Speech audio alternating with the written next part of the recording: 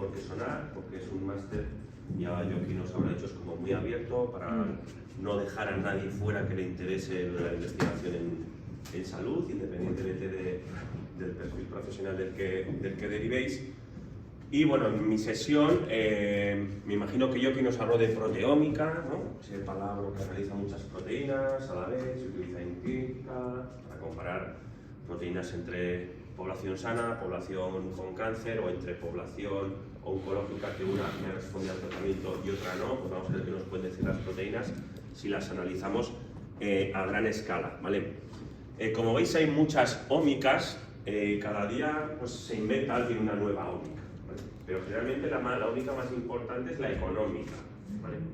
Hay que tener mucho funding, mucho presupuesto para poder hacer todo esto, que prácticamente es desgranar todo el puzzle de cómo funciona un tumor, o como incluso ahora estas metodologías ya se hacen a nivel de célula única, de single cell, que de determinadas enfermedades, como por ejemplo enfermedades de carácter hematológico, muchas veces se busca la célula residual, el mieloma múltiple. Entonces hay veces que ya interesa ir a mirar esto, pero en células muy concretas, ¿vale? No solo ya en un trozo de biopsia o en una pieza que nos venga de anatomía patológica.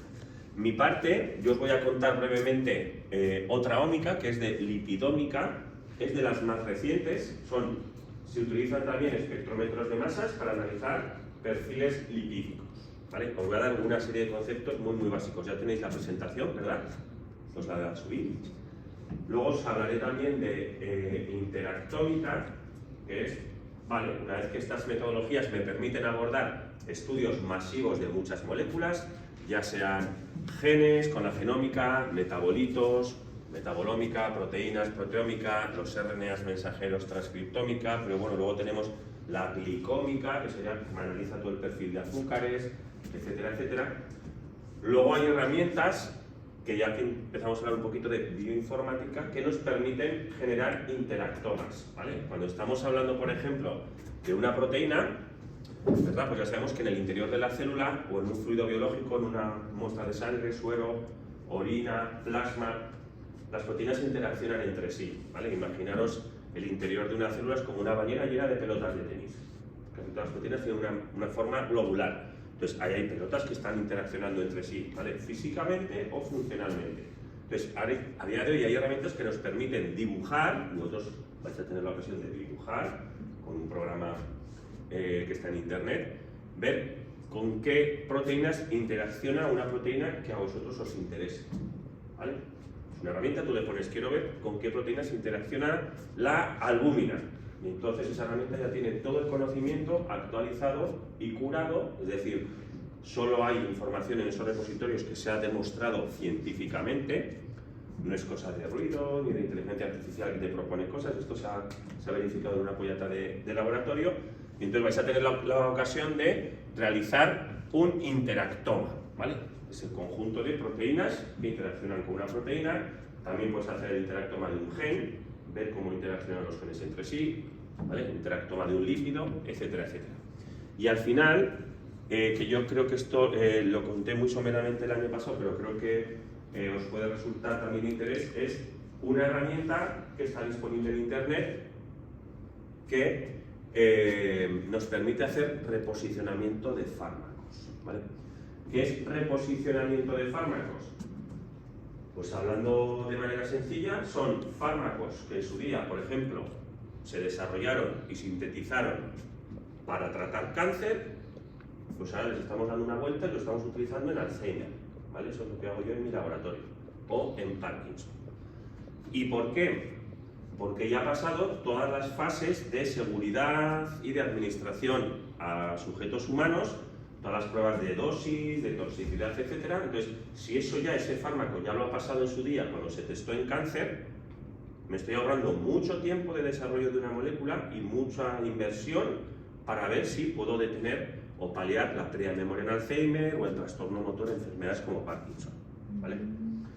Hay otro compañero que trabaja conmigo en Navarra Biomed, pues ahora él está viendo que un fármaco que se daba de rutina para angina de pecho, a él está funcionando en sus modelos de melanoma, cáncer de piel, ¿vale? Entonces, hay hay millones de moléculas ya sintetizadas, ¿vale? Desde el origen de la historia, En aquel entonces se sintetizaban con una idea muy concreta, fármaco oncológico o fármaco antiinsulínico o cualquier tipo de fármaco. Entonces ahora hay grupos, ¿vale?, como el mío, que dicen, bueno, me voy a aprovechar de todo ese conocimiento que ya hay para probarlo en otra enfermedad que no tiene nada que ver, porque me ahorro tiempo y dinero, ¿vale? Ese es el mensaje de sí. Pero aunque la indicación es diferente, por ejemplo, como dices, un fármaco indicado para el cáncer y ahora se utiliza, imagínate, con una enfermedad respiratoria, con todo esto, ¿te saltas un poco el ensayo clínico?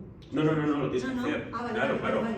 O sea, nosotros hacemos investigación básica y puedes decir, wow, mira, este gen es interesante, voy a diseñar una molécula que lo inhiba porque creo que puede tener un efecto terapéutico. Si eso lo consigues, luego vas a un trial, a un ensayo clínico. Pero aquí lo mismo. O sea, nosotros ahora, por ejemplo, tenemos un fármaco que se da para el cáncer de ovario y vemos que nos funciona en ratones macho con Parkinson. ¿Vale?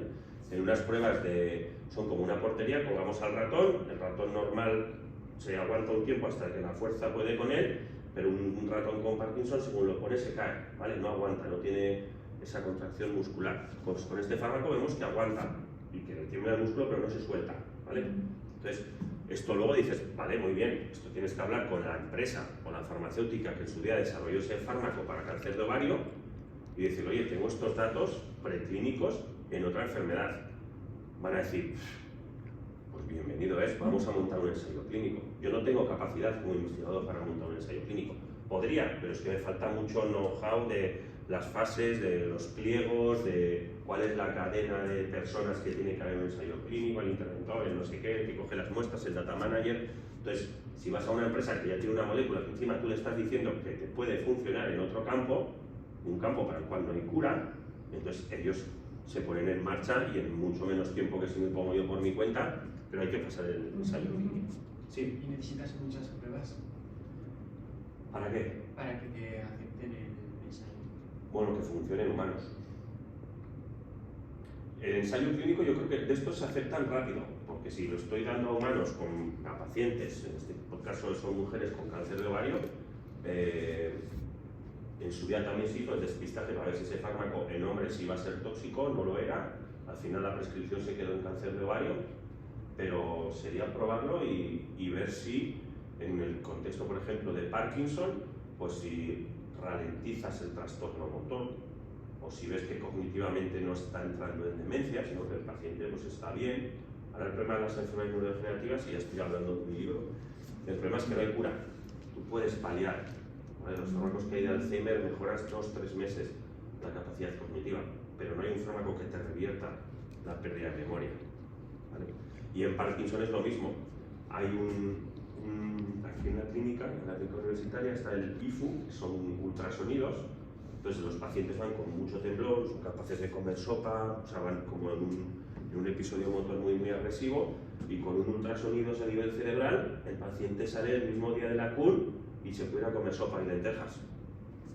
Pero al tiempo vuelve otra vez, ¿vale? Entonces con esos ultrasonidos, estimulación cerebral profunda, sí que paras, el paciente sale de la consulta súper bien, ¿vale? Pero la enfermedad a nivel de cognición, a nivel de cerebro, sigue degenerando, ¿vale? Entonces por eso, al menos no somos el único grupo, pero sí que, como en cáncer siempre hay más dinero, siempre se investiga mucho más, pues los de neurociencia siempre miramos un poquito por el retrovisor que se ha hecho en cáncer, que no ha funcionado, para aprovecharnos de ese conocimiento, ¿sí?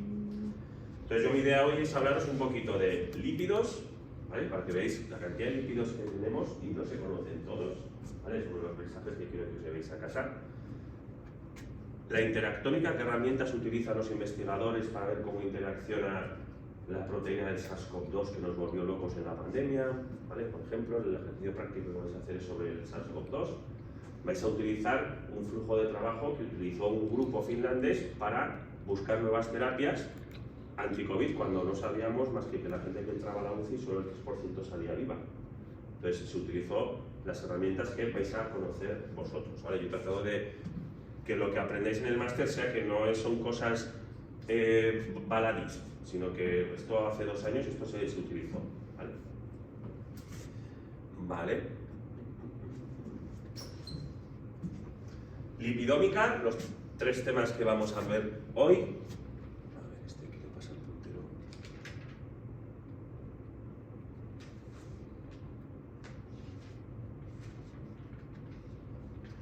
Lipidómica, análisis de lípidos, la metodología es la espectrometría de masas, que no vamos a entrar, simplemente que sepáis que hay máquinas que miden lípidos, muchos.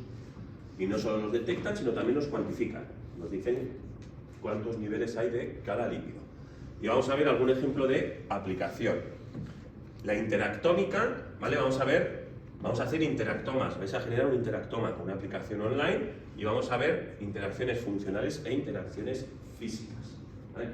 Imaginaros, por ejemplo, que este aula es una mitocondria, ¿vale? Y cada uno de nosotros somos una proteína. Vosotras dos sois proteínas y estáis juntas, interaccionáis físicamente, ¿vale? Conmigo no estáis interaccionando físicamente, pero igual si yo no estoy, o si estoy mutado, o si no me sintetizo de la manera correcta, el sistema en el cual participamos todos no funciona. Con lo cual aquí todos seríamos interactores funcionales, porque si uno no está, la cadena no funciona, pero los que están cerca, ¿vale? Con las pelotas de tenis de la ballena, esas son interacciones físicas. Entonces podéis encontrar información de interactoma funcional e interactoma físico, ¿vale? Los que interaccionan o los que tienen que estar como una cadena, todos los eslabones tienen que estar, aunque no estén unos unidos con otros de manera contigua. Y luego en la última parte es el reposicionamiento de fármacos, ¿vale? Creo que es la parte más divertida porque es un concepto súper fácil. Vamos a ver si nos dejan darnos de alta porque es una aplicación que es del Broad Institute en Estados Unidos. El año pasado tuvimos problemas, no les gustaba el u.navarra como correo porque decían que no era un correo de una institución oficial. Entonces yo lo que ya he hecho en casa, que os lo pasaré si nos deja daros de alta, es bajarme la información y os voy a explicar cómo funciona la herramienta y la información que da la herramienta y os la voy a facilitar. ¿Vale? Vale, lipidómica, pues para que os hagáis una idea, las últimas estimaciones, y la he estado revisando esta mañana y no hay mucho más desde el 2010, 100.000 lípidos distintos podemos tener el ser humano. ¿Vale? Es una cifra bastante importante a considerar. Conjunto de lípidos que constituyen una célula, o un tejido, o un fluido, ¿vale? O un organismo, se le llama lipidoma, ¿vale? Esto es como las proteínas, proteína, proteoma, lipidoma es el conjunto de lípidos que tenemos en una muestra biológica. Estos son estimaciones bioinformáticas, pero a día de hoy, y esto es lo mismo que en proteómica, no hay una metodología que nos permita mirar los 100.000 lípidos a la vez. En proteínas sabemos que hay miles y miles de proteínas, pero la espectrometría de masas a día de hoy nos permite ver 8.000, 10.000, ¿vale? Pues sabemos que hay muchas más, muchas isoformas, proteoformas, etc. Entonces, muchas veces los grupos que se dedican a estudiar lípidos alternan diferentes metodologías porque lo que no ve una metodología no ve otra, etcétera, etcétera, ¿vale? Pues os digo que una de las ómicas más importantes es la económica. Si tienes más dinero, pues puedes tener más aparataje para estudiar el conjunto de moléculas que en ese momento te esté interesando. Pegas que tienen los lípidos, que son muy diversos a nivel estructural, ¿vale? Los ácidos grasos hay un montón y cada uno tiene su estructura, su isomería, ¿vale? Esto es un problema en los lípidos, ¿vale?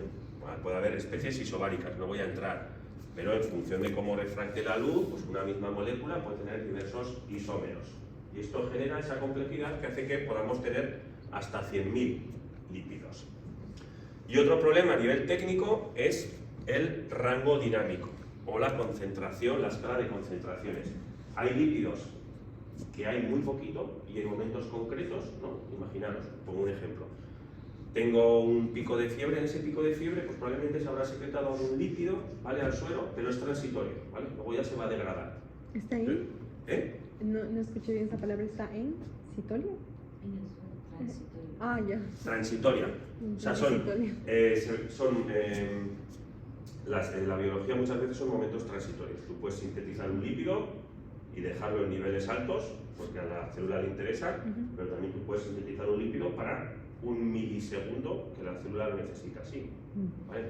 Entonces es un problema cuando tú quieres cazar en una foto todos los lípidos, hay muchos que están en bajas concentraciones. Y entonces por la sensibilidad de la máquina no los ves. Sabes que están, pero no los puedes detectar. Mientras que habrá otros lípidos, colesterol, ¿verdad? Que siempre tiene unas concentraciones muy amplias. Y se mide muy fácil, y se mide de rutina. ¿Y cómo sabes que están ahí? ¿Y cómo sabes que están ahí si no las captas? Porque tú ves, esto va, son lo mides con espectrometría de masas, tú ves un espectro que no es de la suficiente calidad como para que el software que va con la máquina te diga, esto es el inositol 3-fosfato. ¿Vale? Tú ves el espectro que está sin identificar. ¿Vale? El algoritmo no se la juega, no te pone un nombre a ese espectro de masas.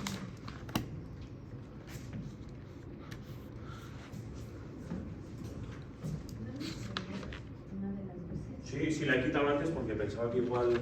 Claro, pero no tienes ordenador, ¿no? Pues igual es fácil así. Así veis las slides. La de atrás, en vez de tener la parte de adelante, atrás. Esa es... Ay, más o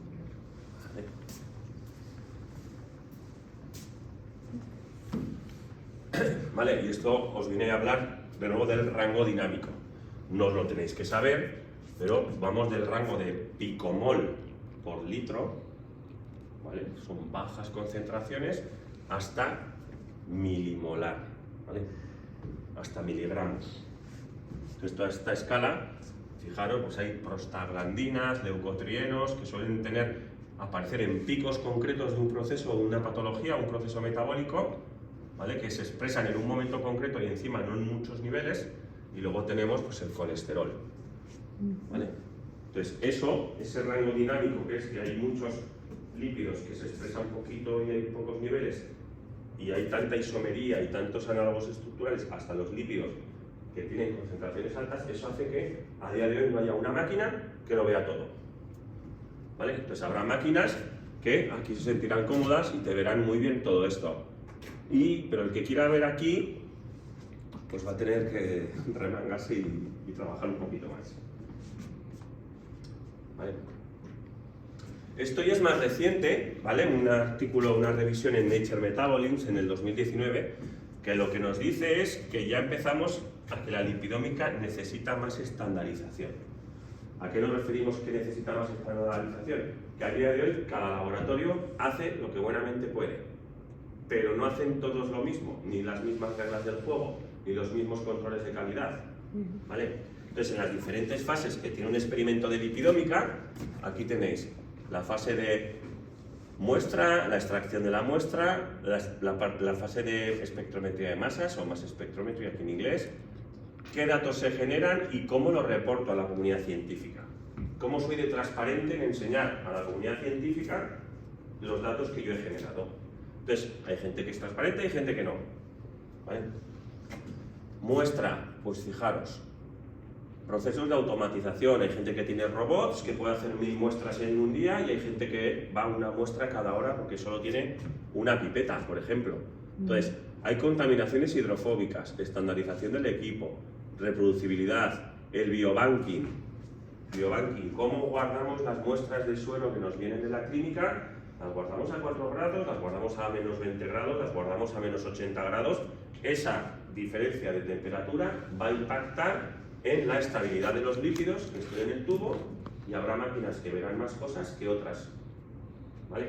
Y a día de hoy no hay una estandarización que nos digan los grupos de investigación y grupos clínicos que analicen lipidómica tienen que guardar las muestras de suero a 4 grados, no hay una estandarización, cada uno hace un poco con los recursos que buenamente puede. Eso en cuanto a la muestra. En cuanto a la extracción, pues lo que os decía, no hay una única máquina, no hay un único protocolo que nos permite ver todos los lípidos, pero hay grupos que hacen pues, una extracción de 2 fases, grupos que utilizan estándar internos, grupos que tienen controlada la autooxidación, la actividad hidrolítica, de nuevo reproducibilidad, el recovery, cuando yo hago una purificación de lípidos, tras ese proceso que es puro de laboratorio de bioquímica, qué cantidad he recuperado de lo que tenía inicialmente. Tras ese procedimiento tendré los lípidos más limpios, la muestra será más enriquecida en lípidos, pero habré perdido por el camino. Entonces, ese control de cuánto he perdido nos puede llevar a un posible futuro diagnóstico erróneo. Tenemos que controlar un poco todo desde la muestra original. Entonces, como veis, hay muchas fuentes. Bueno, ya os digo, la variabilidad del espectrómetro de masas. Hay gente que hace espectrómetro de masas con un aparato que vale 300.000 euros, u otros que hacen con el Fórmula 1 que decimos nosotros, que vale 1,5 millones de euros. A más caro, más sensibilidad, más lípidos ves, ¿vale? Entonces, todo esto son variables que impiden que haya a día de hoy una estandarización. Los datos ni os cuento, cada plataforma comercial de lipidómica tiene su software. ¿Vale? En proteómica, ya llevamos casi 30 años, ha costado en que todo el mundo utilice el mismo software.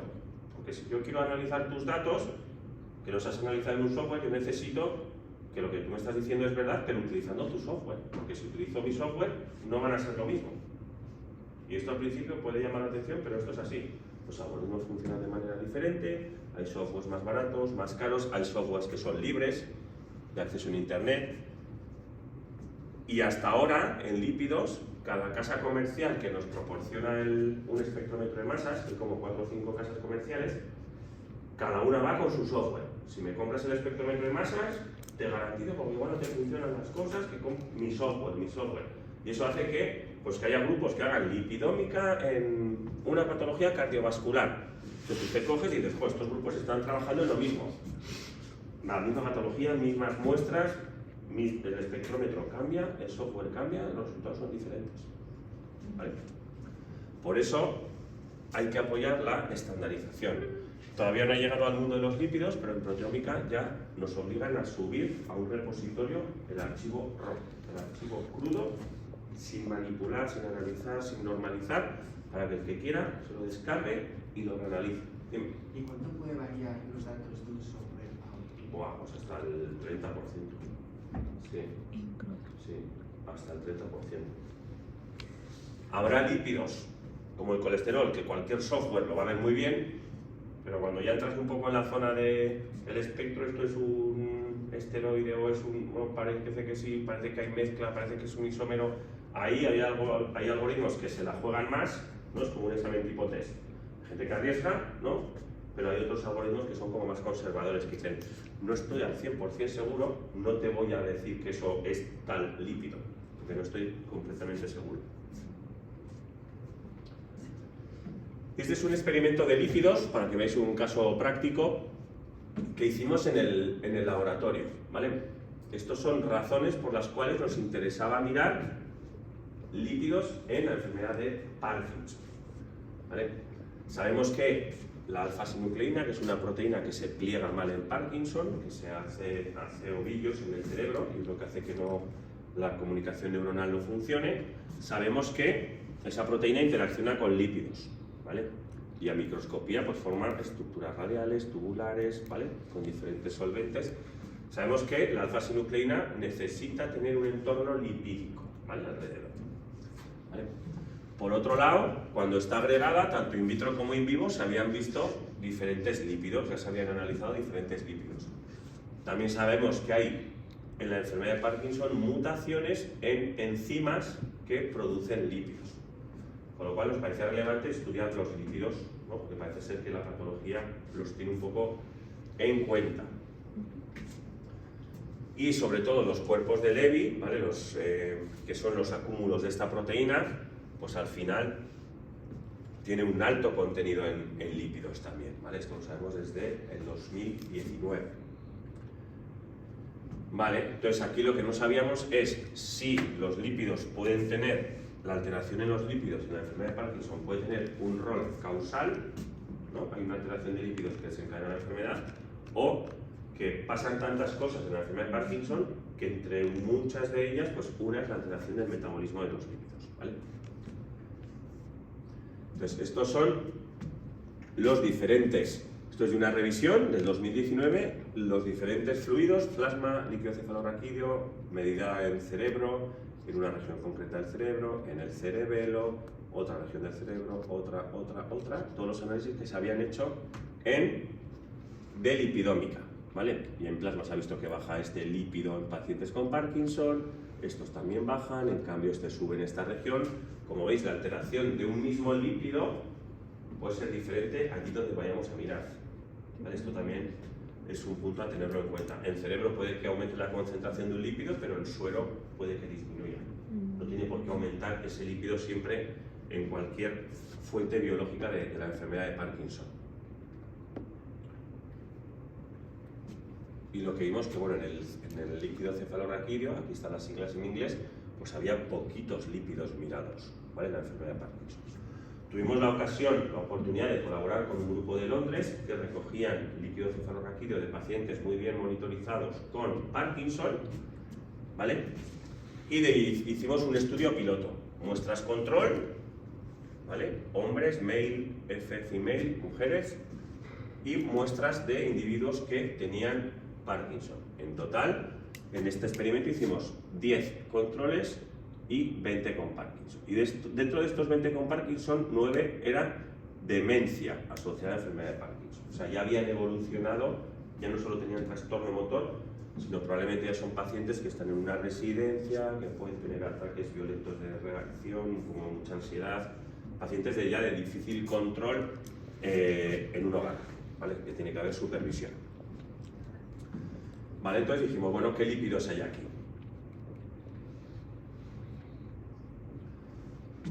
Fijaros, lo que nos recomendó el laboratorio con el que hicimos esto, nosotros no somos expertos en lípidos, nos lo hizo una empresa, nos pedían 250 microlitros de líquido cefalorraquídeo, que parece poco, pero al final, bueno, líquido cefalorraquídeo no deja de ser una punción lumbar que genera, bueno, pues malestar, mareo, como tiene, no. La gente en los hospitales hace punciones lumbares, pero no las hace porque sí, tiene que haber, pues, para Alzheimer, o sea, son como muy justificadas, ¿vale? En este caso, 250 microlitros de líquido cefalorraquídeo. Y realizaron en esta empresa 2 extracciones, una extracción con metanol. Acordaos que los lípidos siempre tienen una parte polar, otra parte apolar, a unos les gusta más que la cabeza del lípido esté en contacto con el agua, otros que lo esconden más en las membranas, por ejemplo, de las células. Entonces, lo que os decía, no hay una metodología que nos permita ver todos, y esta empresa decidió utilizar 2 flujos de trabajo, ¿vale? Extracción de metanol y extracción de metanol cloroformo. Ellos ya saben que se utilizaban un proceso de extracción con metanol, que no es más que mezclar el líquido cefalorraquídeo con metanol, ¿vale? Ya saben que vamos a ver ácidos grasos, ácidos biliares, esteroides y lisoglicerofosfolípidos. Si no hacemos esta segunda extracción de metanol cloroformo, todo esto no lo hubiéramos visto en el análisis de arriba. Entonces, como queríamos ver cuantos más lípidos mejor, teníamos que hacer diferentes protocolos. Entonces, en este caso, extracción de metanol cloroformo. Y con esta extracción éramos capaces de ver glicerolípidos, ésteres de colesterol, esfingolípidos y glicerofosfolípidos, ¿vale? La clasificación de los lípidos es súper compleja, ¿vale?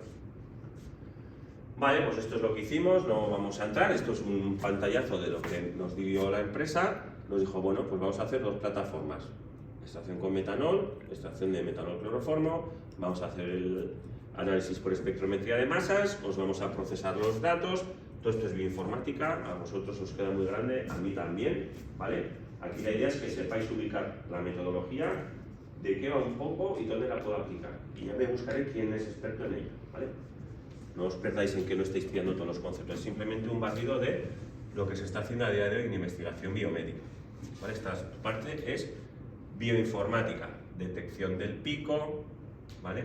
Quito el ruido que no es pico, integro el área del pico debajo de la curva para cuantificar esa especie proteica y luego hay una base de datos que me dice este pico corresponde al isoprenoide 14/3 o la especie de lípido que sea.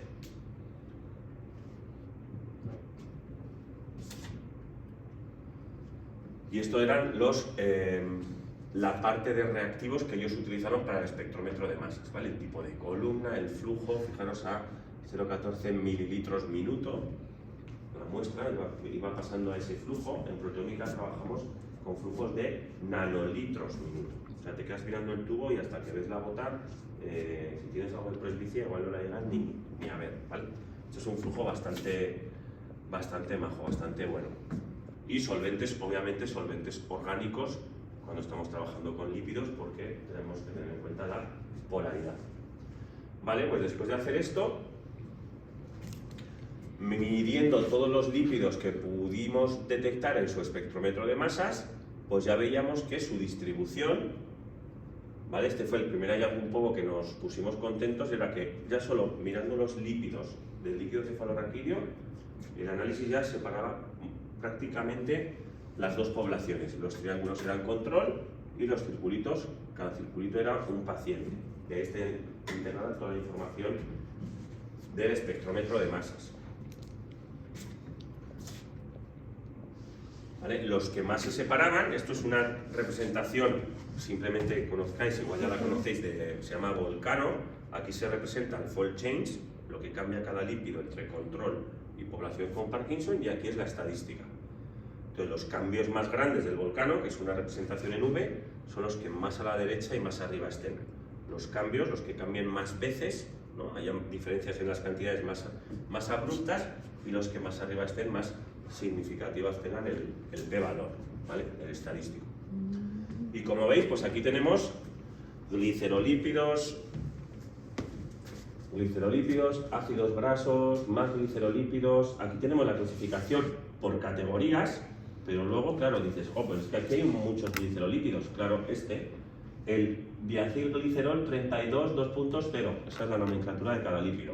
Es un glicerolípido, pero también te cambia el DG 34 carbonos, tal, el TG 44, ¿vale? Esto es nomenclatura de lípidos, es 47, es el número de carbonos, y después de los 2 puntos es dobles enlaces entre carbonos. Eso ya no vamos a entrar.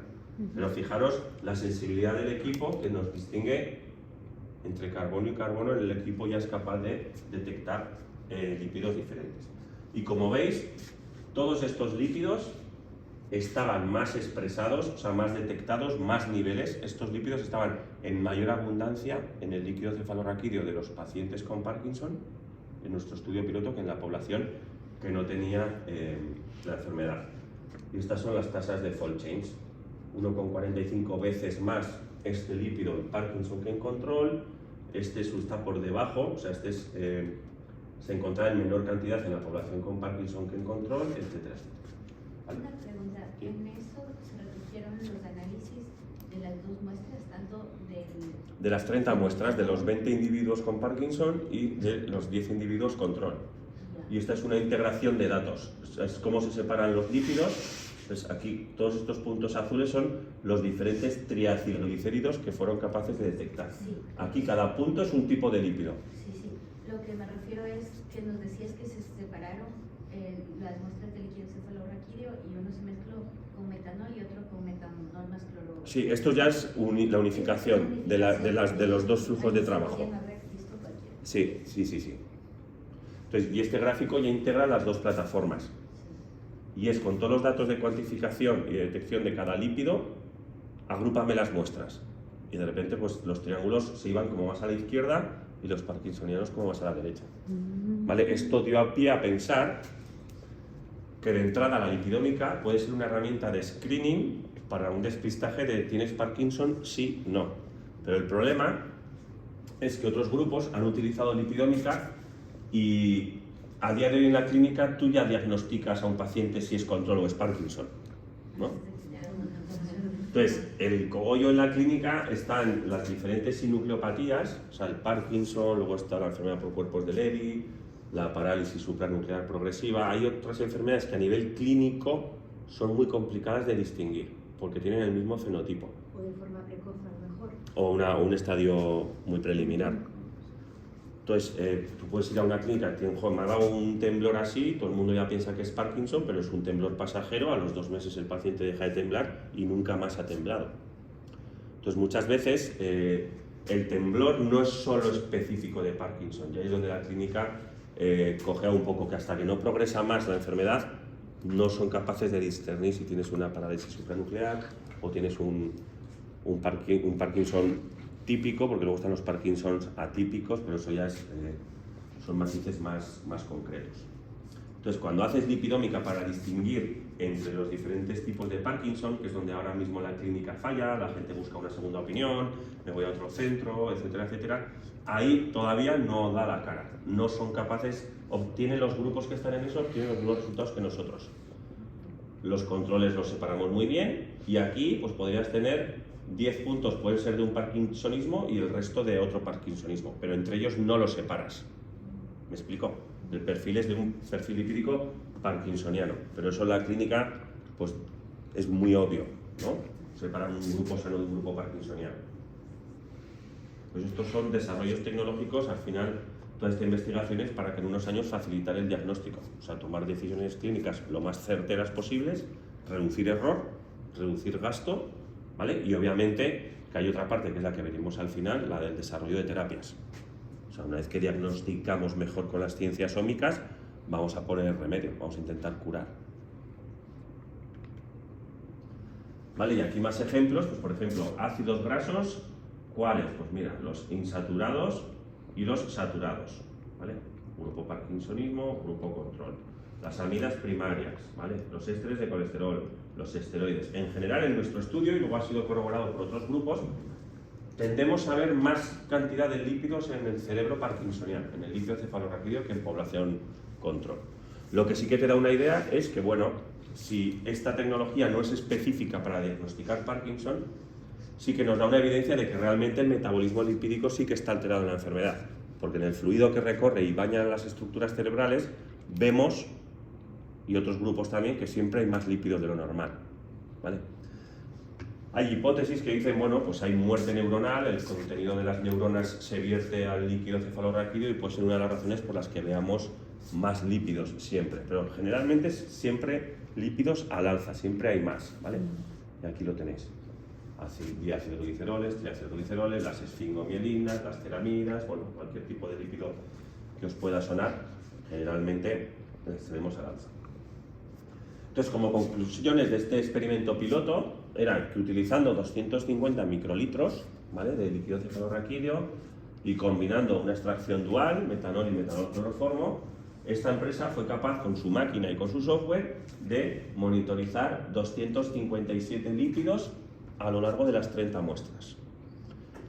Vieron más lípidos, pero no estaban de manera reproducible en todas las muestras.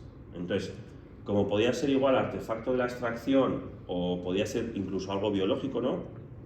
Diferencias cualitativas, estar o no estar, porque estos 257 están en todas las muestras, pero luego cambian las cantidades de cada uno de ellos, ¿vale? Siempre en las ómicas, tener en cuenta que hay dos variables. Soy capaz de detectarlo, de identificarlo y de cuantificarlo. Entonces, aquí se identificaron más de 257 lípidos, pero no supimos discernir en qué muestras estaban. Bueno, sabíamos en qué muestras estaban y en cuáles no, pero igual en las 10 muestras control había lípidos que aparecían en 3 muestras, en 3 de 10. Entonces, eso es representativo de mi estudio. Voy a seguir con esos 3 que luego igual se vieron en 4 pacientes con Parkinson. Entonces decidimos en este estudio piloto monitorizar los péptidos, o sea, los lípidos que estaban en todas las muestras y a partir de ahí intentar cuantificarlos, ¿vale? Y estos son, pues, todos los grupos que vimos que se alteraban. Formas de representar, ¿vale?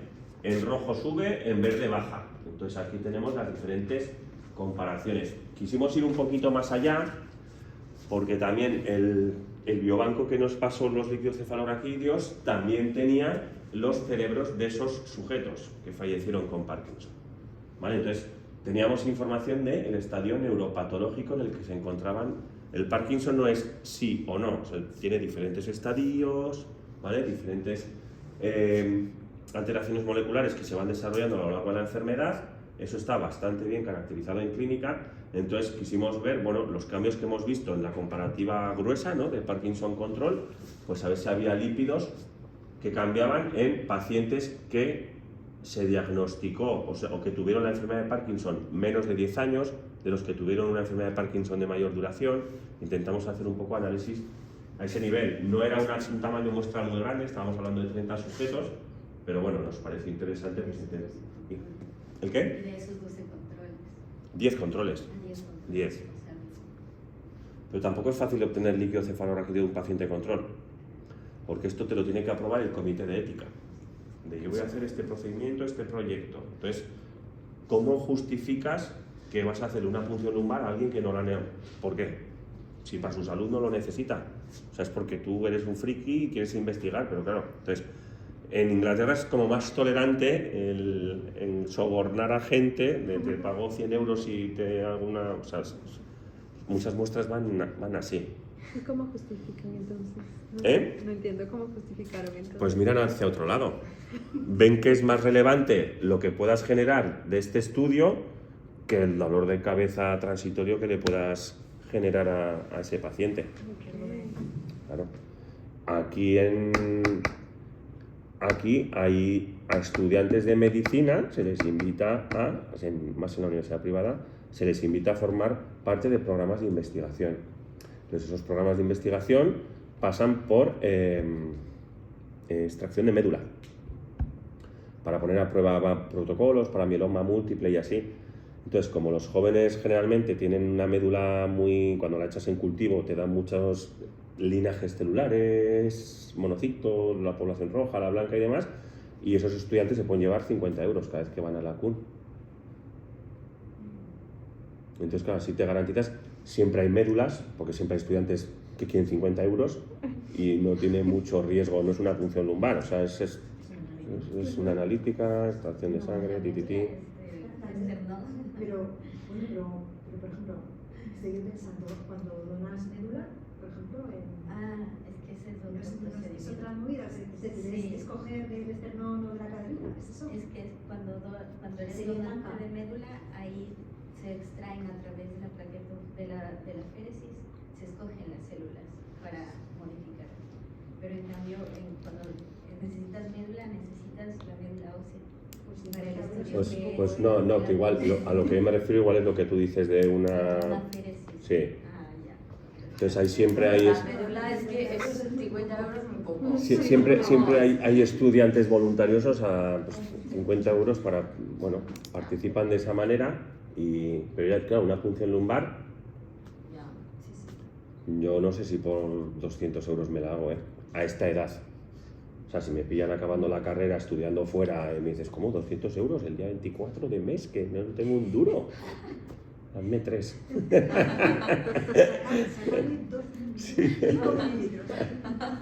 Y esto es otra manera, otros softwares, ¿vale? Hemos visto lípidos sueltos, aislados, y esto es una manera de integrar, pues bueno, parte del metabolismo lipídico, ¿vale? La oxidación de ácidos grasos, y son los lípidos de esta ruta, y en rojo las flechitas son los que llegamos a detectar. Esto es una manera de como ahora interpretar, ¿vale? Hemos visto diferencias, ¿no? Hemos jugado las 7 diferencias, hemos visto diferencias entre metabolitos, y ahora, bueno, estos metabolitos, ¿dónde están?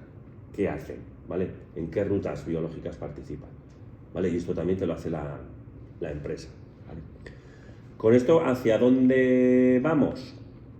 Lo que buscamos nosotros era hacer un score que tuviera en cuenta algunos lípidos y algunas proteínas, que de alguna manera desarrollar un algoritmo para que al clínico le facilite la toma de decisiones. Tengo dudas si es un Parkinson o un otro Parkinson atípico. Bueno, pues midiéndole estos 3 lípidos, no hace falta que hagas espectrometría de masa, sino los 3 que más hayan cambiado, o vamos jugando un poco con los estadísticos, pues mídeme estos 3 lípidos y estas 2 proteínas por ELISA o por alguna técnica rápida, y ahí hacemos un score, y pues lo que está por encima de 10 me mojo y tiende más a ser, es un poco la filosofía del grupo de investigación, ¿vale? Buscábamos correlacionar lípido-proteoma, comparar a lo largo de diferentes aspectos de la misma enfermedad, que es muy complicado, y lo que buscábamos, en concreto mi ilusión, era un LiProt score, que alguien me comprara esta idea, pues para que se implementara en clínica de manera fácil y facilitara un poquito, sobre todo los estadios más tempranos de la enfermedad, que es cuando, pues bueno, le puedes dar tiempo a la familia a la toma de decisiones. Si tengo que ahorrar para hacerme no sé qué prueba que aquí no se hace, que hay que hacerlo que la seguridad social no lo cubre, etcétera, etcétera, ¿vale? Ese es un poco nuestro caballo de batalla. Hasta aquí la lipidómica. ¿Bien? ¿Sí? ¿Seguimos? Hacemos parón. No sé cómo estáis con Yoki, no sé cómo hicisteis. ¿Hicisteis descanso cada hora? O sea, acabaremos antes, pero como hay normativa de la UNA que por cada hora hay que, no sé si son, cada hora de clase son 45 de... Una hora 50 descanso y otra 1 hora 50. Vale, pues entonces seguimos con la interactómica. Esto ya es más difícil de meterlo en un hospital, esto es más conocimiento básico, ¿vale? Herramientas de cómo interaccionan las moléculas. Entonces hay infinidad, que no os voy a aburrir, infinidad de metodologías para saber si 2 moléculas interaccionan. Y ahora con la llegada de la inteligencia artificial no es saber si interaccionan, sino ya es si pueden llegar a interaccionar, ¿no? Ahí le hemos dado una vueltada de tuerca, ¿vale? El experimento nos demuestra si interaccionan o no, pero si imaginaros, si yo tengo 2.000 moléculas que tengo que ver si interaccionan entre sí, perdón, ahora la inteligencia artificial me dice, de estas 2.000, prueba estas 6. Por su sí. ¿Y qué fiabilidad tienen las predicciones de la inteligencia artificial? Pues depende del topic, depende del tema, varía. Pero sí que a nosotros nos está ayudando a filtrar, a no gastar el dinero por gastar. O sea, si yo tengo que mirar si 2.000 proteínas interaccionan entre sí y la inteligencia me dice céntrate en estas 20, que porque por su estructura, por su función, porque están siempre en el mismo orgánulo celular, pues es más fácil, ¿no?, que si estás cerca en un bar, ¿no?, o en un restaurante, pues interacciones con el que está cerca, no tienes por qué interaccionar con el que está en la puerta o en el que está... O de la misma vía de señalización. O de la mía vía. Entonces ahí se genera un score y te dice, bueno, yo si me tengo que jugar los meñiques, yo miraría estas 10. Las otras 1.900 de momento no... Pero claro, tú como ya sabes le puedes apretar a la inteligencia artificial. No, estas 10 no me gustan, pues ponme otras 10 y te va a dar otras 10 de las 2.000. No te va a decir, no, ya me estoy jugando un poco aquí mi fiabilidad, ¿vale? Pero bueno, son herramientas que cada vez sí que se van utilizando más. Entonces aquí, por ejemplo, que os suenen, este es el Y2H, ¿vale? Es el GIS2 Hybrid, es una técnica que lleva muchos años para interacción de proteínas. El PCA, MAPI, los arrays de proteínas, ¿vale? Los arrays de proteínas son unos dispositivos, unas membranas que tienen epítopos de proteína hechos con microfluídica. Pues tienes aquí, pues en una membranita así puedes tener, pues yo qué sé, 10.000 proteínas, 10.000 trocitos de proteína.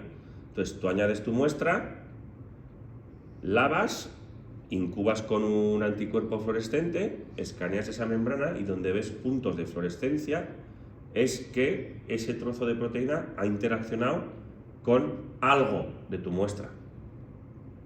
O sea, eso es una primera parte como de cribado. Luego tienes que ir a ver exactamente qué proteína es la que te ha dado luz en ese dispositivo, ¿vale? Eso es otra forma de mirar interacciones, que son los protein microarrays o los arrays de proteínas. Técnica Lumière, por crosslinking, esto ya es investigación muy básica, ¿vale? De laboratorios de biología clásica, ¿vale? No voy a entrar. Hay una herramienta que podéis trastear ahora si queréis, que es BioGrid, ¿vale? En BioGrid nosotros la utilizamos prácticamente a diario, aglutina todo el conocimiento de todas las proteínas de todas las especies, ¿vale? Y ahora diréis, ¿pero por qué me va a interesar el resto de especies si yo lo que estoy es en salud? Bueno, porque si dos proteínas de una mosca interaccionan, se ha hecho el experimento en mosca y se sabe, si esas dos proteínas las tienes tú, oh, qué probabilidad hay bastante elevada de que interaccionen también en humanos, ¿vale?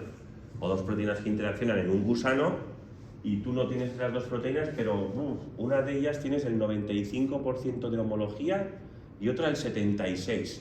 Dices, bueno, esas proteínas, o unas muy parecidas, las tenemos en humanos. Pues es probable que interaccionen. Por eso este recurso tiene todas las interacciones de proteínas demostradas experimentalmente. Entonces, si entráis en BioGrid, hay una barra de un buscador, le pones el nombre de la proteína que quieres saber la interacción, le pones la especie, pues el humano, el Homo sapiens, el ratón, el conejo, lo que queráis, Arabidopsis thaliana, que es una especie vegetal que se utiliza también en investigación, te van a salir todos los bichos cuyo genoma haya sido secuenciado. Entonces tú seleccionas tu proteína y tu especie y te da toda la información en 2 clics de qué proteínas interaccionan con la que te interesa, ¿vale? Del COVID no sabíamos nada, ahora que sabemos mucho ya está aquí la información. Ahora pones cualquier proteína del COVID y ya se sabe con qué proteínas humanas se ha demostrado que interacciona, ¿vale? BioGrid es un recurso fácil y gratuito, y en ciencia cuando hay un recurso fácil y gratuito es porque hay consorcios muy potentes detrás que no piensan en generar dinero, sino en facilitar la vida y que la ciencia progrese, ¿vale? BioGrid concretamente es un consorcio canadiense, ¿vale? Son muchos laboratorios de Canadá que son frikis de la interacción de proteínas y dijeron, vamos a hacer un recurso online y que la gente lo pueda utilizar. Entonces cada vez este recurso tiene más información. Se van haciendo experimentos de proteómica, y de interacción de proteínas, el consorcio canadiense los va validando uno a uno y los que ve que son muy fidedignos y muy bien validados y que experimentalmente no hay ninguna pega, saltan a su base de datos. ¿Vale? Pero como veis, aquí hay muchos que os enseño que no los he llegado a utilizar. ¿Vale? El HPRD, el Human Protein Reference Database, este se utiliza ya poco, pero me hace ilusión porque lo desarrolló un chico de Pamplona. ¿Vale? Un compañero mío de carrera se fue a la India, 8 años, a seguir investigando y bueno, y él fue el promotor del HPRD, ¿vale? El Human Protein Reference Database. Luego está esta otra, INTAC, que también se utiliza mucho, pero lo importante es cuando veis esto, freely available, open source. O sea, yo en internet, si entro ahí, entro y jugueteo. Y puede juguetear mi abuelo, mi padre, con que le digas que pon esto aquí y dale aquí y verás, o sea, es muy fácil, no hace falta saber programar, ni Python, ni Linux, ni saber de R, ni estas cosas que ahora viene la gente joven, que hay que saber programar, que si no me quedo atrás. Bueno, pues hay gente que ya programa por ti. O sea, llega un punto que en función de lo que necesites, alguien te lo va a poner muy fácil en una web, para que lo puedas utilizar, desde el móvil, desde cualquier dispositivo.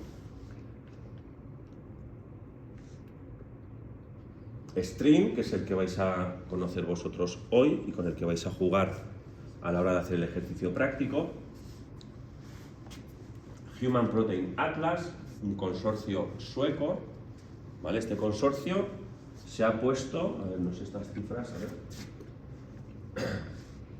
Es un consorcio que dice los anticuerpos comerciales, el 40% no funcionan. Entonces, como estaban cansados de que todo el mundo, de todos los países, compraran anticuerpos para hacer investigación y que no funcionaran, y encima luego tenías problemas para que te devolvieran el dinero porque has comprado algo que no funciona, pues se compran. Entonces, estos se han propuesto hacer ellos otra vez todos los anticuerpos de todas las proteínas. Y lo hacen a nivel de imagen, de inmunohistoquímica o de inmunofluorescencia. ¿Vale? Si tenéis curiosidad de ver imágenes de tejidos, o habéis hecho en AP, en anatomía patológica, podéis entrar al HPA en internet, Human Protein Atlas, ponéis la proteína que os dé la gana y os dice esta proteína con este anticuerpo os da los resultados en 46 tipos de líneas celulares, en 44 tejidos normales y esos tejidos también en 20 tipos de cáncer diferente. ¿Vale? Entonces puedes ver cada proteína, a ver, en el tiroides, y te dice, ¿qué quieres ver? ¿En el tiroides sano o en el tiroides con cáncer de esófago o con cáncer de...? ¿Vale? Y una cantidad de imágenes y una resolución brutal, pero no se cuelga. Es un recurso que tú entras, pueden estar 5.000 personas trabajando a la vez y es un recurso que la gente utiliza. Anatomía patológica lo utiliza cuando tiene que comprar un anticuerpo, que le viene el oncólogo, hoy he estado en un congreso, ahora hacen un despistaje entre estadio 1 y estadio 2, están utilizando este anticuerpo, ¿lo podéis meter en la rutina clínica? Sí, vale, claro, el clínico les va y es un anticuerpo que reconoce esta proteína, pero claro, tienes 300 casas comerciales donde comprar ese anticuerpo. Entonces, anatomía patológica, como esto tiene imágenes y han probado anticuerpos, es un recurso fácil. Y lo que hace generalmente es entra al HPA, Human Protein Atlas. Este anticuerpo, ¿dónde funciona muy bien en el tejido que nos está diciendo el oncólogo que lo quiere que lo implementemos en clínica? Se compra de esa casa comercial. Y este consorcio, lo bueno es que muchos los han resintetizado ellos. ¿Vale? No sé si conocéis la casa comercial de Sigma, si habéis estado por laboratorios, Sigma Aldrich. Pues Sigma Aldrich ha comprado todos los anticuerpos nuevos que ha generado HPA. ¿Por qué? Porque se los ha validado. Por aquí. ¿Este de dónde es? ¿Eh? ¿Este de dónde es? ¿Quién? ¿El HPA, el consorcio? Estos son suecos. Sí. Suecos, Finlandia, Noruega, al final se están consorciando esos 3 países. El Instituto Karolinska suele estar detrás de este tipo de herramientas, pero claro, que te hablo igual hay 2.000 personas detrás de esto, porque necesitas ingenieros, bueno, para manejo de imágenes, para hacer zoom.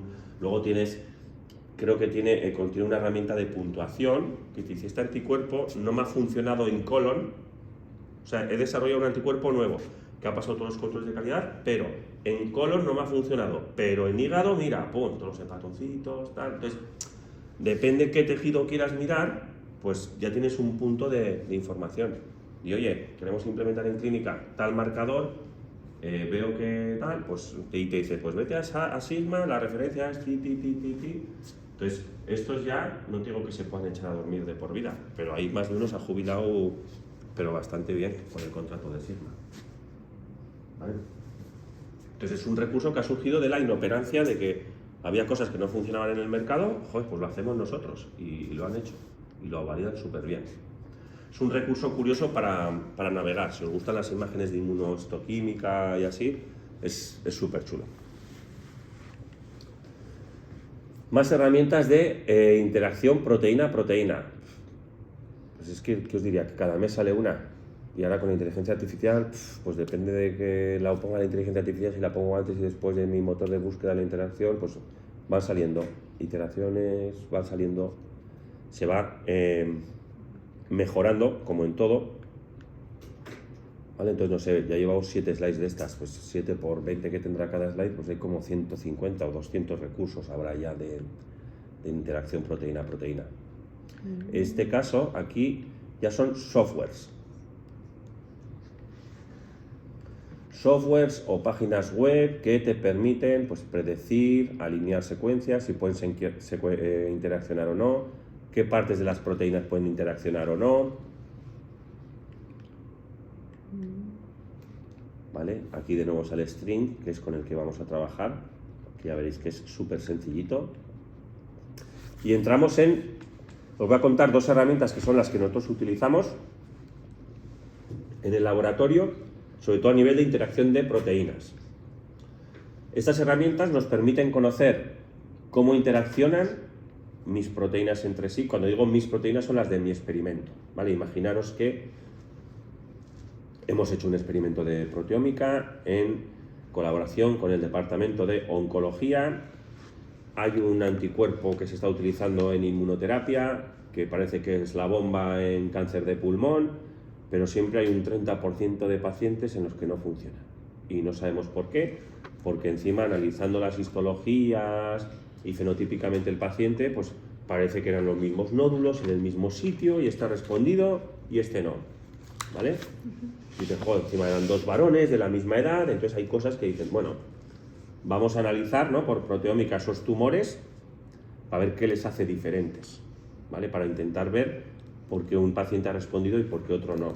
Entonces, cuando haces ese experimento de proteómica, tienes listas de proteínas y ahí uno de los pasos que a nosotros nos gusta hacer es, bueno, has cogido 200 proteínas que se expresan diferencialmente, o sea, tienes 200 piezas de un puzzle, pero no sabes cómo engranar ese puzzle para darle coherencia.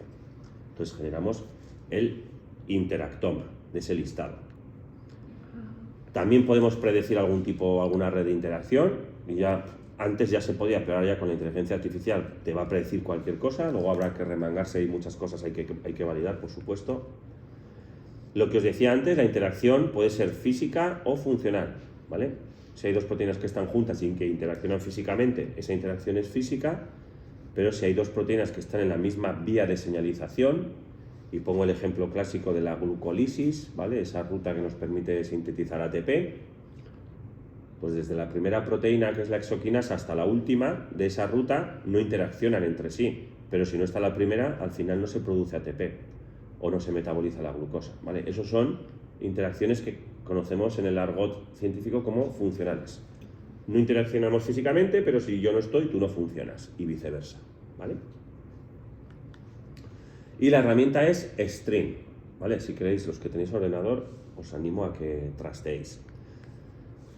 Podéis poner, o si no, luego hacemos un ejemplo rápido, como queráis, es poner String Tool, herramienta String en Google, y eso os abre el portal, ¿vale? Las slides que vais a ver son de versiones antiguas, porque las han modificado hace poco, pero el fundamento es el mismo. Fijaos qué sencillo. String funciona de la siguiente manera. Te dice aquí un buscador, Protein Name, tienes que poner el nombre de la proteína que te interesa a ti. Si tienes muchas, incluso tienes que seleccionar esta pestaña de Multiple Names, para poner un listado, no solo una, sino pegarle en esta pestaña un listado. Aquí vamos a jugar solo con una. Vosotros en el caso práctico vais a jugar con String y vais a meter aquí un montón de proteínas que se sabe que el SARS-CoV-2 modula su expresión cuando infectaba hace unos años a nivel de pulmón, ¿vale? Por ahí van a ir los tiros de vuestro caso práctico que tendréis que resolver. Ponemos aquí el nombre, aquí como veis, organismo, autodetect. Aquí esto es un desplegable y pues quiero ver con qué proteína se interacciona esta proteína de la especie, la que queráis. Homo sapiens, que es el hombre, el ratón, el conejo, el mono, cualquier bicho secuenciado. De microorganismos ahí tenéis un montón. Claro que hay microorganismos secuenciados, pues desde microorganismos que se aislan en volcanes en erupción, que generalmente no los ves, pero cuando sale la lava pues ahí hay vida, digamos, o microorganismos incluso que se han cogido en las fosas marianas a más de 10 kilómetros de profundidad. ¿Vale? Entonces esos microorganismos se han aislado, se ha secuenciado su genoma y ese genoma forma parte ya de bases de datos como string. Aquí en este caso, mira, hemos utilizado la de multiple names, ¿no? La pestaña de multiple names, o en la nueva versión creo que pone multiple proteins. Pegamos aquí el listado de proteínas. Yo aquí nos habló el otro día del código UniProt. ¿Os suena? Sí. Bueno, el código UniProt es como el DNI de cada proteína, ¿vale? El código UniProt son números, ¿vale? Referencias de este estilo, es una letra y 5 dígitos. Entonces, no hay dos proteínas que tengan el mismo número, como no hay dos ciudadanos que tengan el mismo DNI, ¿vale? Es un poco la idea, es un código identificador de proteínas. Entonces, el nombre de las proteínas lo buscas En UniProt. Vale.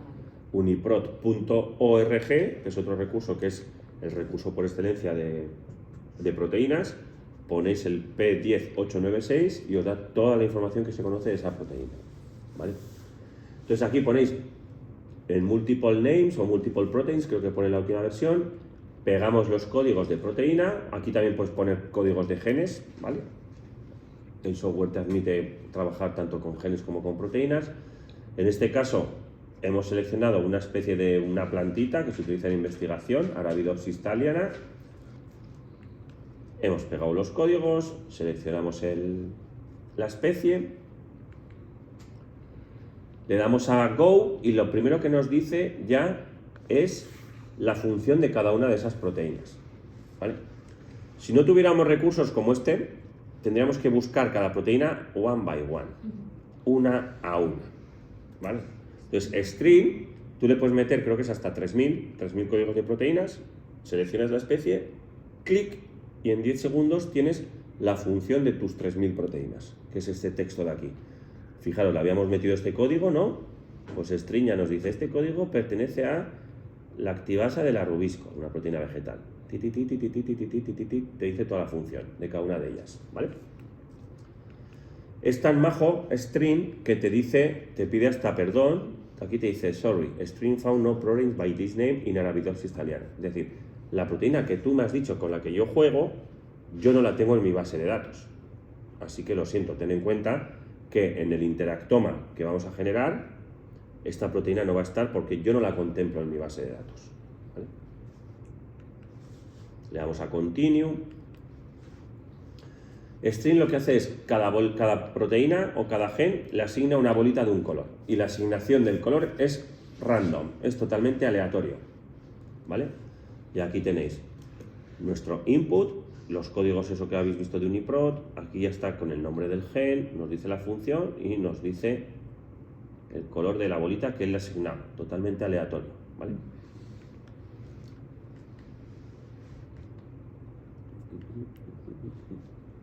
Y aquí son una serie de indicadores que tiene String de fuentes de datos a las que le podemos decir que consulte o no para sacar el interactoma. Entonces, text mining. Text mining, ¿qué significa?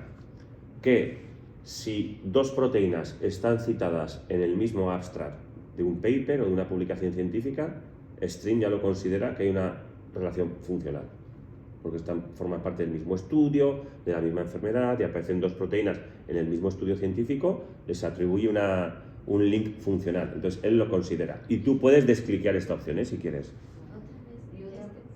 Dime. ¿Otra vez podrías explicar? Sí, text mining, String va a acudir a otros repositorios de información, ¿vale? Es una base de datos, pero él se nutre de otros recursos. Entonces, un recurso que tiene String entra en PubMed, en Medline, y si del listado de proteínas que tú le has metido, dos están en un abstract de un paper, o si encima el PDF del paper está en Open Access, Stream entra y si las dos proteínas salen en ese artículo, las relaciona como que funcionalmente están relacionadas.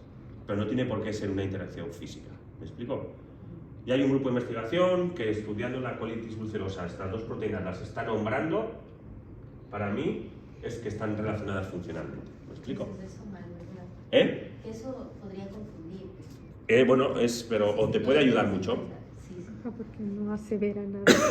Depende del proyecto. Si tú estás intentando caracterizar las proteínas que expresa un microorganismo que acabas de encontrar en un volcán que hace 2 siglos que no entra en erupción, probablemente ese microorganismo tiene un genoma muy curioso y te interesa cotejarlo con lo que tú tienes. Entonces, estas relaciones de evidencias de text mining te pueden dar pesquisas, ¿vale? No son afirmaciones al 100%, pero te puede ayudar a interpretar cómo se comportan esas proteínas. Va a ocurrir a bases de datos. Tiene en cuenta un indicador que es el co-occurrence, que es muy similar al gene fusion. Co-occurrence es si en toda la información que yo voy a entrar a través de Stream, estas dos proteínas siempre están o para arriba o para abajo, ¿no? En cualquier enfermedad que Stream vaya a analizar, en artículos de transcriptómica o de proteómica, si esas dos proteínas siempre, no que tengan los mismos niveles, pero pues cuando hay un hepatocarcinoma, las dos suben, cuando hay una colitis ulcerosa, las dos bajan. En cualquier enfermedad siempre van como de la mano, él le asigna como esto tiene que estar funcionalmente relacionado, ¿vale? Si no quieres contemplar esa información, descliqueas, ¿vale? Lo normal es no descliquear, pero bastante inteligente es como para decidir tú, esto no lo tengas en cuenta, no te vas a perder mucha información, ¿vale? Información de experimentos, de coexpresión, son todo matices, son muy similares a lo que os he explicado del co-occurrence. Y luego aquí tiene un estadístico, entonces cuanto más restringido queramos ser, pues irá soltando interacciones funcionales que igual pues son las del text mining, que son las que más débiles pueden ser cogidas con pinzas, ¿no? Entonces, pero si tú le habilitas aquí y eres generoso, pues te va a hacer una consideración de interactoma muy funcional. Y aquí tenéis, ¿ves? Text mining. Pues Stream entra a todos los papers que hay en Medline, acude a bases de datos, tanto de literatura como de experimentos, coexpresión en técnicas ómicas, occurrence, moduladas por el mismo factor de transcripción, por experimentos de fusión. O sea, tiene en cuenta muchos parámetros, muchas variables para facilitarte la interpretación funcional. Vamos a darle a highest confidence en este caso, ¿vale? Aquí le daríamos... Y esto es un interactoma, esto es lo que vais a hacer vosotros, luego con un set de datos, ¿vale? Entonces aquí le hemos metido los 200 códigos de esa planta, de un experimento de proteómica, y nos pinta esto. Aquí, ¿qué os llama la atención? ¿Qué veis? Con vuestro conocimiento, como si estuvierais analizando una foto, ¿aquí qué veis? Que hay muchas proteínas que no tienen interacción, o que al menos Stream no las contempla, ¿vale? Por entrada, todas estas, para Stream no hay ningún tipo de interacción funcional, teniendo en cuenta el text mining, todos esos factores a los que él acude a por información. ¿Qué más? Que hay algunas que tienen muy estrecha relación, mientras que otras una relación lineal muy... ¿A qué le dices mucha relación? O sea, por ejemplo, las redes que se forman en el centro están relacionadas entre unas y otras. Eso es. De relación. Vale, cuando vemos subredes o subnetworks, esto sería un network, una red funcional, un interactoma, pero está compuesto como por subnetworks, ¿no? Subredes. Esto generalmente son complejos proteicos. Los complejos proteicos, ¿no? Más pues el proteosoma, esa maquinaria que degrada la célula, esas subunidades que están en forma de anillo, interaccionan físicamente. Entonces, esas siempre van a estar muy bien cazadas a nivel experimental. La evidencia científica es muy robusta, entonces te forma este tipo de subredes. ¿Qué más veis que os llame la atención? Las que se unen una a una, nada más. De arriba, ¿Cuál podría ser? Esta. por ahí. Vale, la información que tiene Stream de estas dos es... Sé que esas dos se unen Pero sí. funcionalmente. Bueno, no se unen, sino tiene una interacción funcional o física. Porque luego en la herramienta tú cliqueas aquí y te lleva al paper. Y te dice la evidencia que hay entre esta y esta. Esto es dinámico, ¿eh? O sea, esto te bajas el PNG, la imagen, pero tú luego en el ordenador, bueno, luego os vais a hartar, cliqueas y ya, pues mira, le da un score de 0,8 y viene de text mining o de tal publicación. La interacción de aquí que te guste, tú aquí ya puedes bucear, ¿vale? La bolita roja sola. Esta, que es la única roja, ¿no? Más cosas. Hay algo importante en Stream, que es el tamaño de las bolitas. Hay bolitas más pequeñas y bolitas más grandes, ¿vale? Las bolitas más grandes, si veis en las diapositivas, lo que tienen dentro es la estructura tridimensional de la proteína. O sea, eso que veis aquí El tamaño de la proteína. es la estructura tridimensional en el espacio de esa proteína. Lo que te está diciendo aquí Stream es, esta proteína interacciona funcionalmente con esta, pero además te digo que se sabe qué estructura tiene en el espacio. Porque cuando hablas de interacción es muy importante, ¿no? Cómo vamos a interaccionar. En estas, Stream lo que te dice es, no tiene la estructura resuelta. No se han hecho los experimentos, sobre todo de cristalografía y difracción de rayos X, de grupos que van a nivel atómico, para elucidar cuál es la estructura de la proteína. Pero no se refiere entre unas y otras al tamaño en kilogramos. No, es la ¿Cuál es el estructura. tamaño nada más? Sí, bueno, aquí igual no lo veis, pero aquí pues aprecias hélices alfa, láminas beta, son motivos de cómo se van plegando las proteínas. Esta está sin resolver. Y generalmente estas las vamos a ver siempre sueltas. Son proteínas desconocidas, nadie ha profundizado en caracterizar qué estructura tiene en el espacio, entonces por eso para Stream es muy difícil conseguir información funcional, ¿vale? Pero hay excepciones, ¿eh? Aquí tenéis una, aquí tenéis otra que encima conecta muy bien. Y lo que nos permite este tipo de mapas a la hora de interpretar ese proyecto de, imaginaros, estos son códigos de plantas, pero poneros, esto es el experimento de inmunoterapia que unos pacientes responden y otros no. Aquí lo que nos permite ver es qué proteínas constituyen esta red y cuáles son más importantes que otra, ¿vale? Porque fijaros, si esta proteína no está, esto pierde conexión con todo esto a nivel metabolismo, ¿vale? Si esta no está, nos conecta a redes, ¿vale? Fijaros esta, no está su estructura tridimensional resuelta, pero parece ser, ¿no? Sería una buena candidata a, ¿tú quién eres? Vamos a investigarte porque me estás uniendo muchas cosas que se alteran en un proceso oncológico que no responde a mi inmunoterapia. ¿Me explico? Por ahí va la... Las líneas representarían las vías metabólicas. No, las líneas es que hay una interacción funcional. Interacción funcional. Sí, entonces, si tú clicas aquí, te dice si es por text mining, si es porque lo he visto en un experimento de transcriptómica, te lleva a la evidencia a través de la cual Stream te pinta este mapa. ¿Vale? Aquí lo que le dijimos al software es, quítame las que no interaccionan con nada. ¿Ves? Fijaros, hemos limpiado. Quítame las que no interaccionan con nada y además, en vez de ponerme que interaccionan funcionalmente, me vas a poner el tipo de evidencia que tú consideras que nos lleva a pensar que esas dos proteínas interaccionan funcionalmente. Y Stream tiene un código. En amarillo o en verde, text mining. En rosa, evidencia de coexpresión. Los 5 parámetros que hemos visto antes se les asigna un código. Con esta representación, ¿qué puedes ver? Que esta interacción se basa en una evidencia. Esta en 3, dices, joder, ya en 3 tipos de apoyo de información que ha buscado Stream, sale que interaccionan funcionalmente, con lo cual eso es como más robusto, ¿no? Fijaros todas estas, ¿vale? Se han visto por test mining, por experimentos, por bases de datos, por coexpresión, son interacciones que se conocen muy, muy bien. Y aquí estoy haciendo zoom, aquí tenéis el código de colores, ¿vale? En verde, y aquí ya veis las estructuras de la proteína. Si hacéis zoom, ¿vale? Podéis hacer zoom en el programa, ¿vale? Y veis qué proteínas, cómo interaccionan entre sí.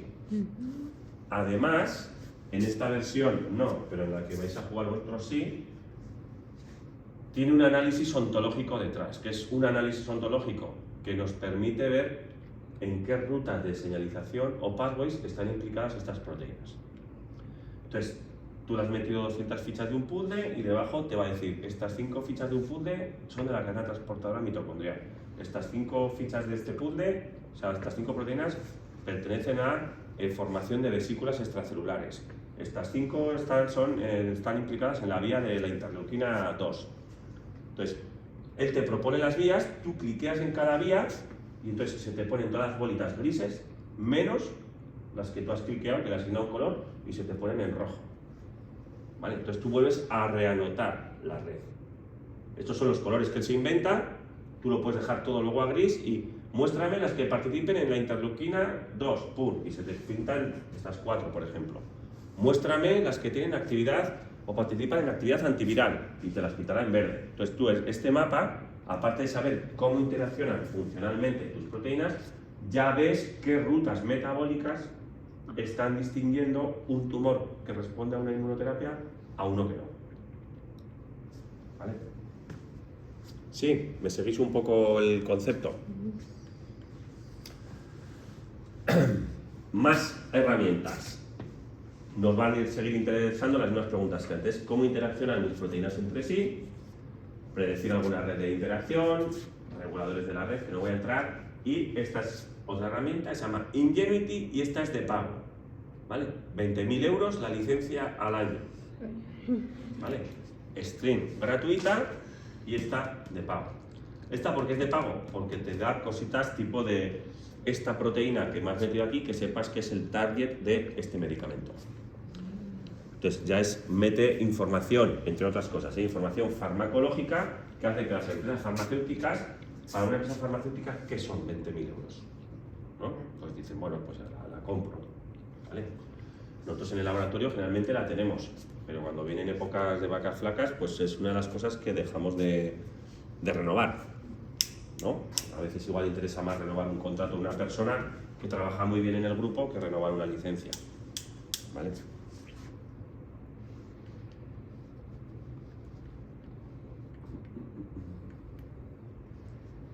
Y esta es el mismo set de datos que habéis visto con Stream en Ingenuity, en esta otra herramienta. ¿Qué diferencias veis? Así, de vista. 2 colores. 3, ¿no? El blanco 3.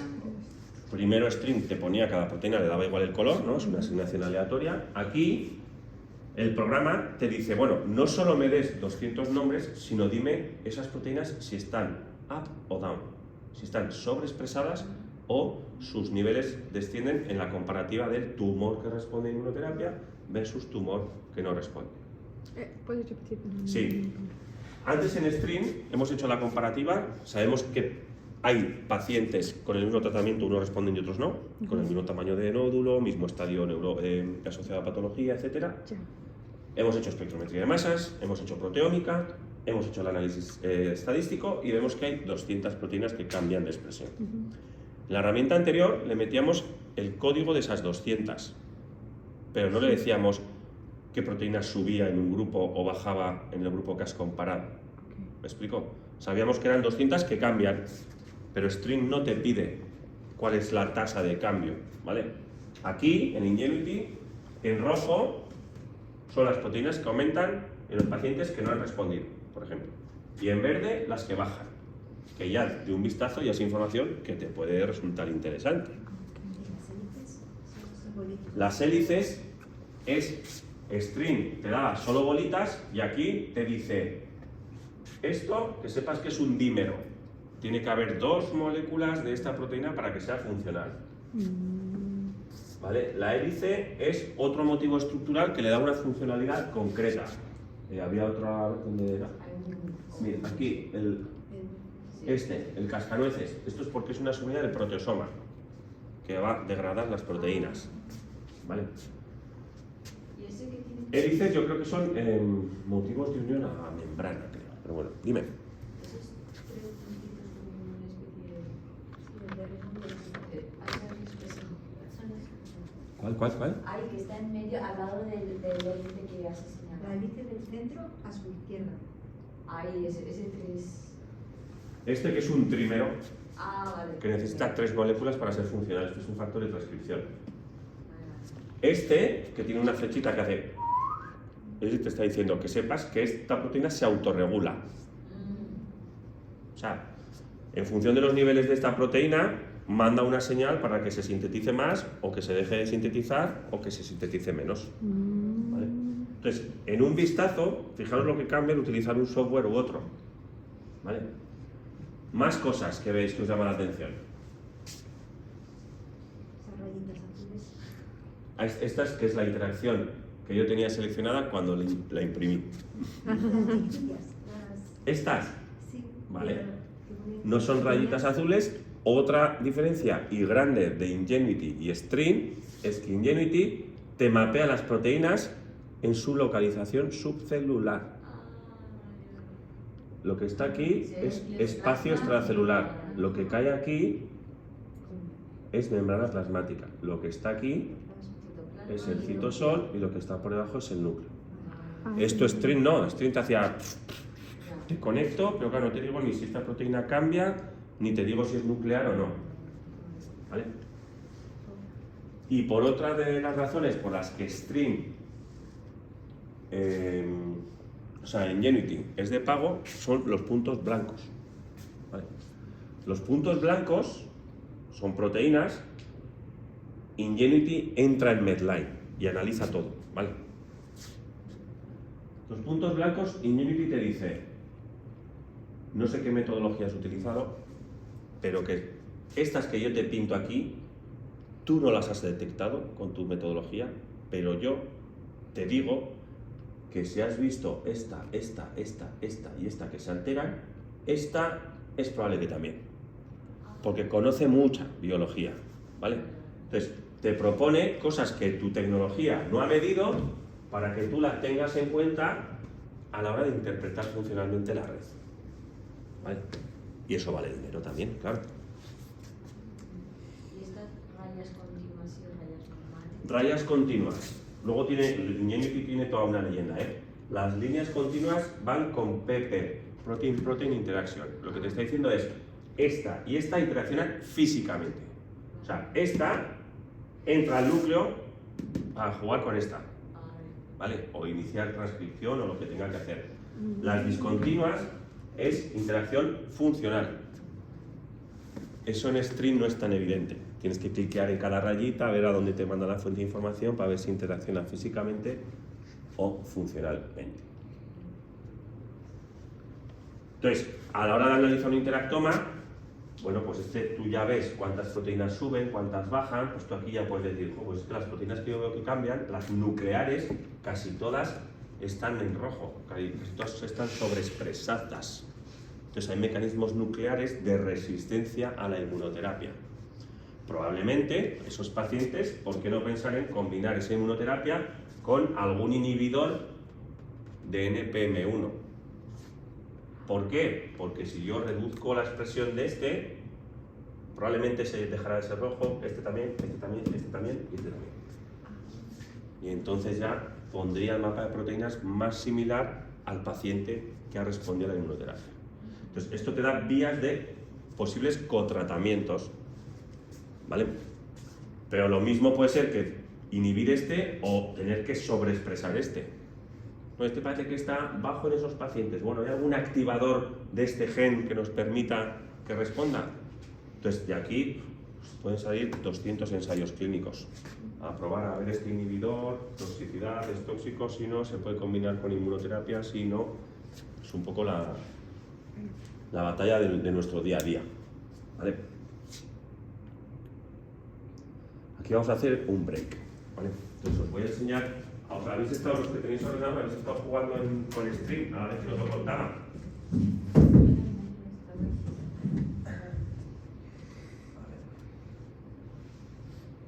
Solo es con ordenador, ¿verdad? El mapa de las proteínas, el nombre. ¿Eh? El nombre de las proteínas. En Uniprot. Ah, sí, se llama. Uniprot es la base de datos por excelencia, es el diccionario de las proteínas. Vale, entonces ahora... Así, ¿no? Vale.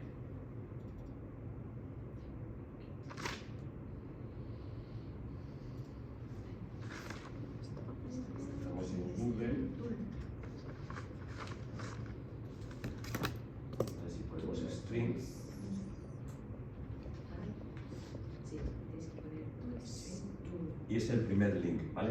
String, Functional Protein Association Networks, redes de asociación de proteínas. Cliqueamos y ya fijaros los datos de entrada. String tiene información de 12.535 organismos, levaduras, plantas, bichos, hongos, protozoos, mamíferos, cualquier ser vivo. Contiene información de casi 60 millones de proteínas de todas las especies. Y a nivel de interacción tiene información de más de 20 billones con B. ¿Vale? Entonces vamos a jugar con String. Vamos a Search, vamos a buscar alguna proteína que tengáis curiosidad. Pues, por ejemplo, Las cadenas ligeras, de la inmunoglobulina. ¿de qué tipo de De la inmunoglobulina es? inmunoglobulina G. Vale, pues esto es inmunoglobulin G. Vamos a ver si lo coge. Pues poner seleccionado, a ver.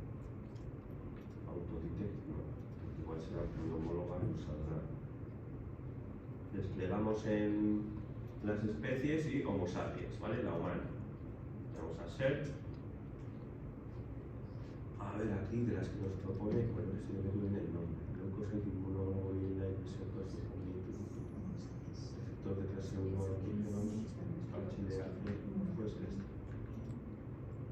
Como es para jugar, en principio nos daría un poco igual, ¿vale? Pues esta proteína. ¿Vale? Y esta es la que hemos seleccionado nosotros, ¿vale? Y este es el interactoma inicial de la proteína que hemos buscado.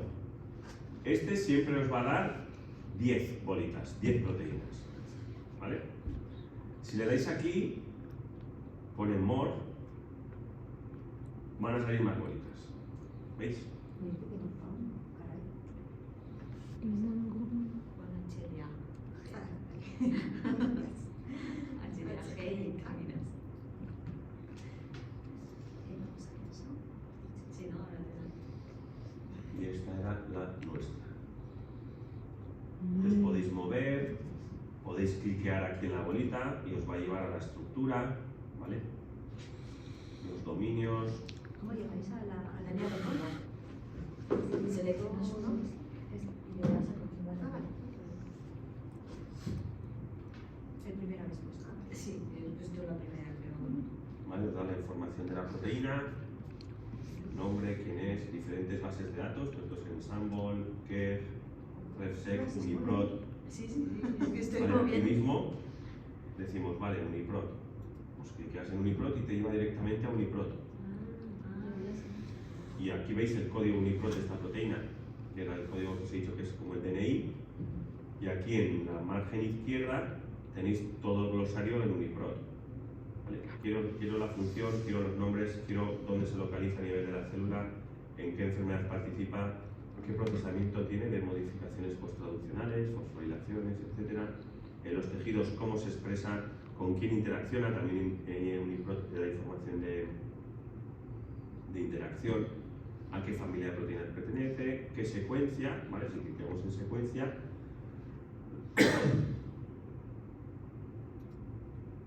nos da la secuencia aquí, ¿vale? Por aminoácidos, nos la podemos bajar.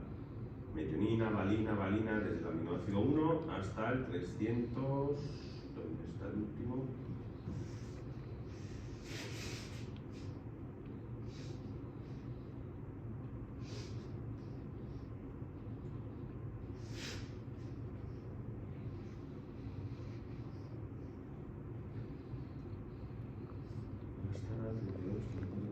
Hasta el aminoácido 338. Vale, toda esta es la secuencia. Que queremos ver la estructura de la proteína, cliqueamos aquí en Uniprot en la parte de estructura y aquí la tenemos. Y si nos metemos en medio, la podemos girar, podemos hacer zoom, podemos ir aminoácido a aminoácido rastreando cómo es la zona de la proteína, la que está más expuesta al medio, la región más interna, estructuras de tipo hélice alfa, láminas beta, etcétera, etcétera. La podemos voltear para mirar cuántos dominios tendría, un montón de puntos de vista diferentes, la podemos rotar, ¿vale? Es una herramienta herramientas concatenadas que están conectadas a Stream, ¿vale? Entonces aquí esto es lo que os decía. Vamos a darle un poquito, venga, pues dame más interactomas. Si le dais a más, ves, la red cada vez crece. Y este era el nuestro, ¿no? El HLA-G. Como veis, todas las interacciones, casi todas, tienen mucha más información que la procedente de una evidencia, ¿vale? Excepto esta de aquí, esta tiene dos, esta tiene dos. Las demás, mínimo 2 o 3 fuentes de información. Entonces, ahora, si os vais a análisis, aquí a la pestaña de análisis,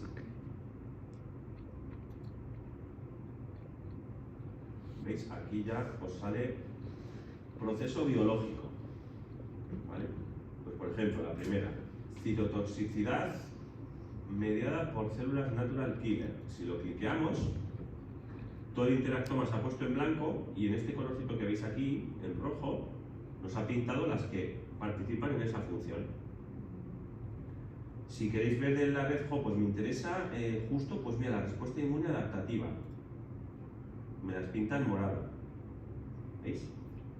Y entonces ahora vais a ver, ¿pero por qué hay proteínas que me las pinta de más de un color?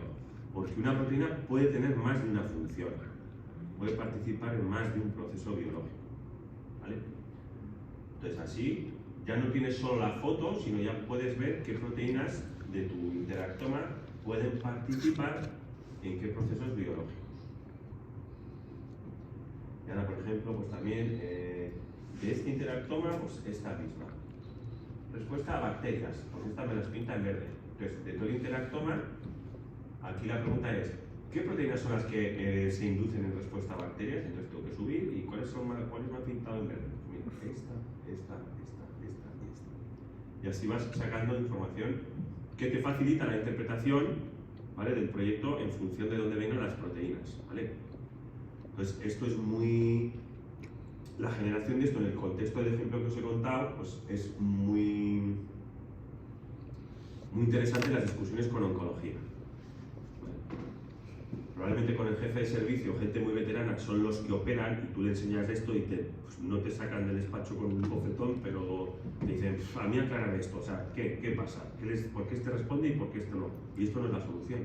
Pero si hablas con residentes, con gente más joven, que le gusta más el cacharrar con los datos, con la información, que le gusta un poquito la investigación, le facilita mucho a la hora de transmitirle nosotros esto al oncólogo que tiene que tomar decisión.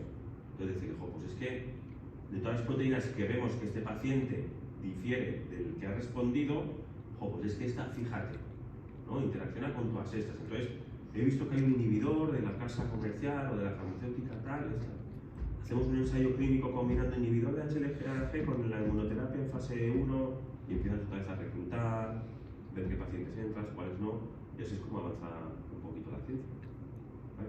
Para esto estamos un poquito los que somos más investigadores de nivel básico. ¿Qué más cosas tiene este? Pues aquí podéis, la leyenda, si os vais a la leyenda, aquí lo tenéis todo explicado. ¿Vale? Fijaros, aquí os dice Predictive Functional Partner, los partners de interacción. Para esta proteína que le hemos metido, nos pinta en negro las evidencias que tiene. Uy,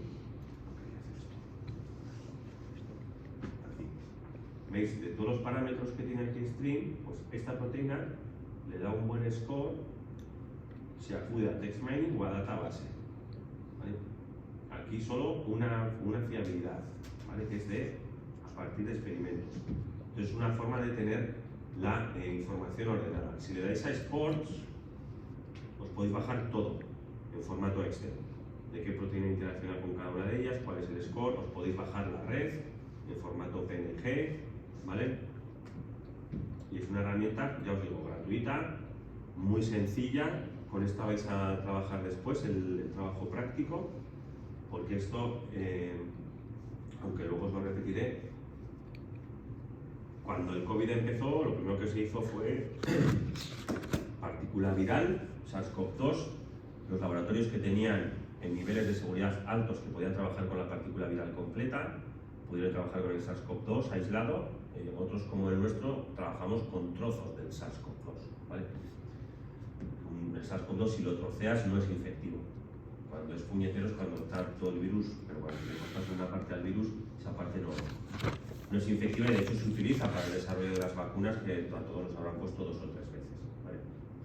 Entonces, en esos primeros meses ya hubo gente que empezó a aislar material pulmonar de a ver qué proteínas cambiaban en el neumocito, las células pulmonares de pacientes que en la UCI habían salido adelante, de pacientes que desgraciadamente entraban con la tormenta de citoquinas y entraban en aquel shock que era incompatible con la vida.